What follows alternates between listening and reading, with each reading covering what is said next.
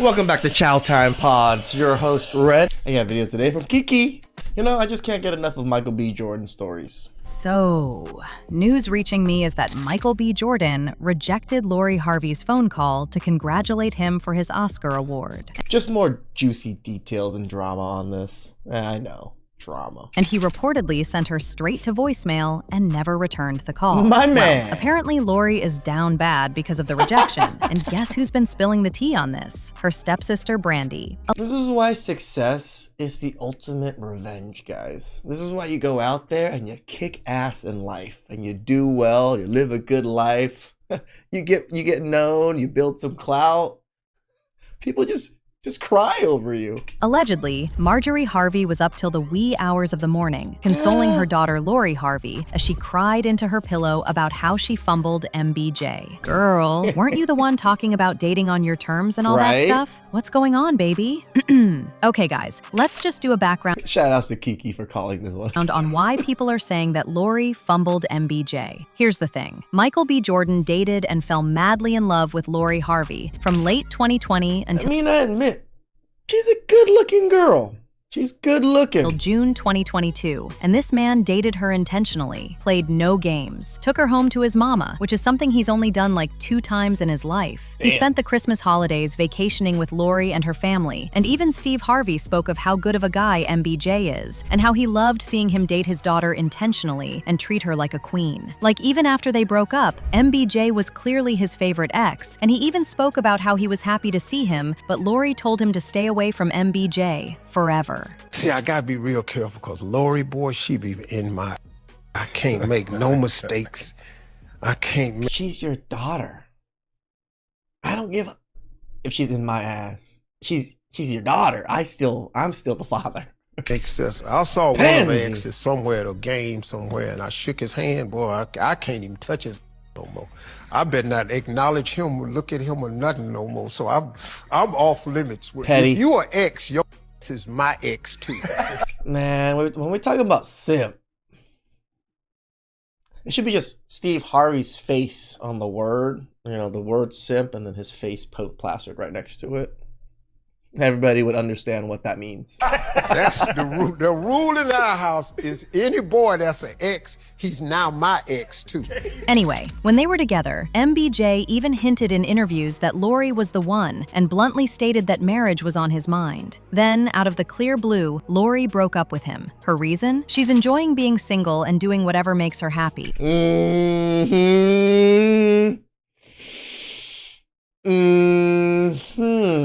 And she promptly returned to the streets. Honey, from photos and videos that made rounds after the breakup, it was clear that MBJ was heartbroken, and his close friends huddled around him and kept him close while he dealt with his heartbreak. And the thing that made this situation even worse was that the Haveys were the ones controlling the narrative. You see, after Michael and Lori broke up, rumors were going around that they broke up because he was cheating on Lori with his ex-girlfriend. These rumors were started by Lisa Ray, who also happens to be the best friend of Lori's mom, Marjorie. So a lot of people believed her, and it didn't help that neither Lori nor Marjorie came out to deny it. According to Lisa, the rumors about Lori and Michael breaking up because Lori wasn't ready to marry him were all BS. She claimed Lori actually wanted to marry him, but she had found out a few days prior to him proposing to her that he was messing with his white ex-girlfriend, and she wasn't having any of it. Said that she wasn't ready because when a person... Women keeping other women single. When a woman finds a good one, then that's what you're looking for. But I will say that she's young still, you know what I mean? And I too was looking forward to them making it because I thought, oh, you know what? She's been looking for someone to keep on her arm to be able to have a relationship with that is meaningful and is successful, because we know that the girl... Why you always lying? We're gonna keep her somebody that is gonna be newsworthy. But I think damn, Lisa Ray. Yeah, absolutely. She ain't no joke. She ain't.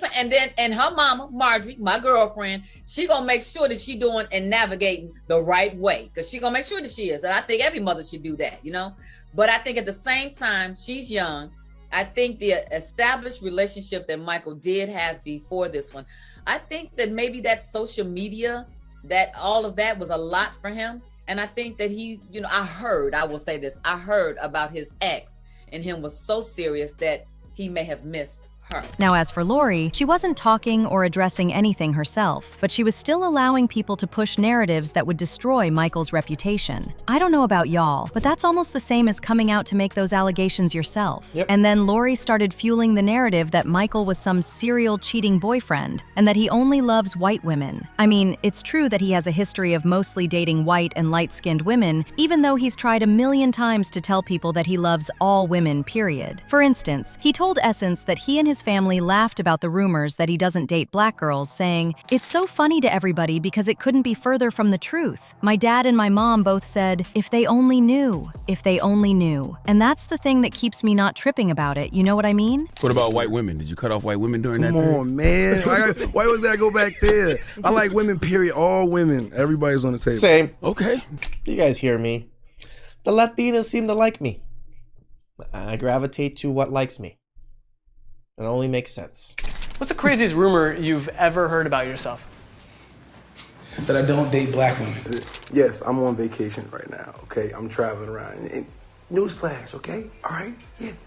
There's not a lot of black women in Italy. True. It's not. It's just not. I'm True. sorry. It's not, okay? Oh, plug it. I read through the comments and shit. Y'all tearing your boy up. It's too much, man. Y'all doing too much, all right? Actually, every time he's been asked about his preference, he has said the same exact thing. Well, when he broke up with Lori, the Harvey family really See, like, men's preferences get scrutinized so much. The man just loves all women, but all of a sudden they typecast him into only not liking black women. It's just his preference. He likes all women. Can we just not care about his preference so much? fueled this narrative, and because Michael never bothered to clap back or even address it, people just My ran man. with it. He Which let is a them smart have way their to go moment about while it. he was behind the scenes preparing for a role that would go on to get him an Oscar. Child. As if it wasn't bad enough already, Steve Harvey and Marjorie also got on Instagram and started throwing major shade at Michael out of nowhere. Steve made the first post that said, "Love yourself, my G," and he followed it up with another one that read, "Sometimes we need to thank God for what didn't happen." Maybe Steve was still mad that Lori dumped Michael B. Jordan for no good reason, and he was just projecting. And I know that Lori was on thin ice with Steve after the future situationship and used Michael to get back into good graces because Michael is the most refined guy she dated since Memphis Depay, and at least had a decent Hollywood reputation compared to the others. According to sources, the relationship between the two was supposed to restore Lori's dignity, and it kinda worked when they were together, which is why Steve was so mad when they separated. Basically, MBJ and Lori would be married today if she hadn't broken up with him, and since their breakup, he's steadily leveled up. He's now an Hollywood A-list actor. An Oscar is now sitting in his trophy case. He can now demand insane millions for movies, and Lori should have been there by his side to share this moment Should with have. him, as his wife. Could have been there building with the man. Nope. Chose to leave because he wasn't built yet. But she fumbled But he was already built in a sense. He's not like he was a nobody. that. Well, baby, I have seen reports claiming that Brandy is the one filling us in on how Lori is down bad. And if you are wondering why she would be spilling, well, to a lot of people, this is probably a comeback for how their dad has been treating Lori like his favorite. Told Lori I was gonna cut her off, and she just went, "Daddy, stop." That was all she said was, don't play. Because Lori really thinks she's the special one. She really does. Lori, I told Lori I was gonna cut her off because she's making a lot of money right now, and I was gonna cut her off, and she just started laughing. And then she said, "Well, and you're not gonna speak to me anymore?" I said, "Yeah, I'll still talk to you." See, for a long time, people have always speculated that Steve's eldest daughters, Brandy and Carly, do not even like Marjorie or Lori. And if you have been keen enough, you probably noticed that they don't attend all those events Marjorie hosts to try to prove that their blended family is doing just fine. I mean, why else would they avoid spending time with their family during Christmas? And I would understand if one of them probably gets caught up when it's time for a meetup. But the fact that they both have been missing from all the events says a lot about how they really feel about spending time with Marjorie. Plus, there were even reports that at some point, there were internal family feuds because of Steve's obsession with Lori. I know this is like really drama-based stuff right now, but it's just so interesting to watch like Michael B. Jordan and like the Harvey family fumble. It's actually just kind of interesting. With a close source revealing that there was some jealousy amongst the siblings over Lori, who has been taking the spotlight with everything. The source actually Man, she's the best-looking one, it seems. said, Steve's got 4 biological kids with 2 previous wives and 3 stepkids with Marjorie. They're driving him crazy. He did the right thing adopting Marjorie's kids and loves them like his own, but there's a lot of dissension among the blended Harvey clan. According to the source, Steve's way of handling the feud has always been to throw money at them, buy Makes them sense. gifts, or just go into another room to chomp on a cigar. And you know what? I would understand why there would be tension between Brandy and Lori, because while Steve treats Lori like his favorite, Brandy and her siblings were abandoned by the same man when they were young. Apparently, back when he was poor, his first family meant everything to him, but once he started getting rich, he started behaving weird. His days were spent working, and his nights were Money does change people.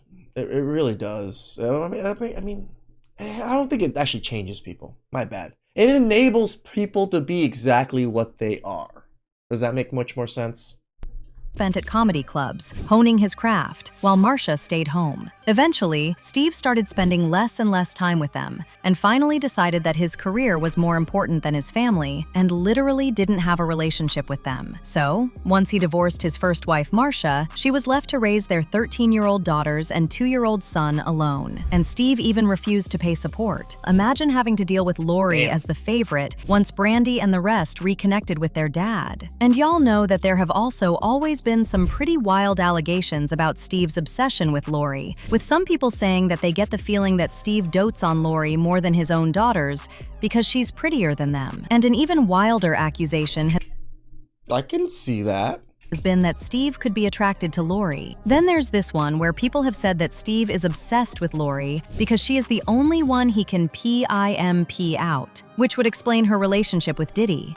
Anywho, based on reports, that household is currently disoriented after MBJ won his Oscar, and Lori is reportedly having the worst time. Of course, the family is annoyed that every headline about Michael's historic win, being the 6th black man to win Best Actor, inevitably mentions his heartbreaking split from Lori, making it feel like she's a footnote in his success story. But regardless, people are still having a field day with this one, and saying that now that Michael is 39 and the literal king of Hollywood, Oh shit, he's my age.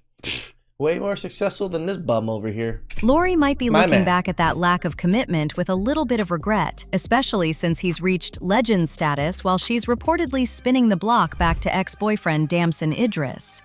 Personally, I think people are really overdoing this Lori angle. But what do you think? Is she being rightfully dragged given everything MBJ went through because of her? And what are I think so. MBJ during that time was like seen as like some kind of weak simp because he was so sad about the breakup. Now look at him. Now look at you. your thoughts on Brandy allegedly speaking on this drama? Sound off in the comments section below. Women understand women, and they hate each other.